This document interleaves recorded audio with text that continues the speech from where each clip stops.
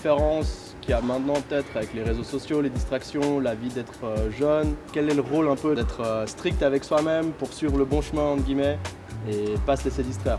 C'est très dur de suivre les cours, les entraînements et puis d'avoir une vie un petit peu entre guillemets sociale à côté. On oublie beaucoup de choses, par exemple on va pas en soirée avec les potes, on fait pas comme les autres en fait, on suit un train de vie différent, mais je pense que c'est ça qui nous apprend, comme il a dit Brian, qui nous éduque. Voilà, on l'a choisi aussi, genre c'est quelque chose qu'on voulait nous, du coup moi ça me pose pas de problème en tout cas. Comment est-ce que je pourrais aider les autres personnes qui veulent devenir basketteur professionnel?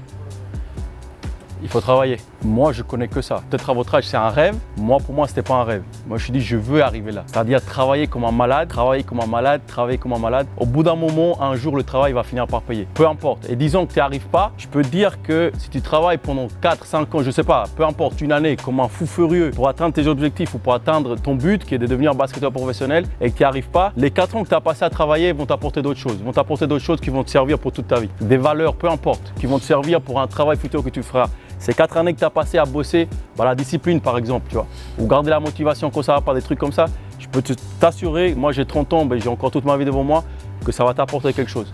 Peu importe ce que tu vas faire dans ta vie future.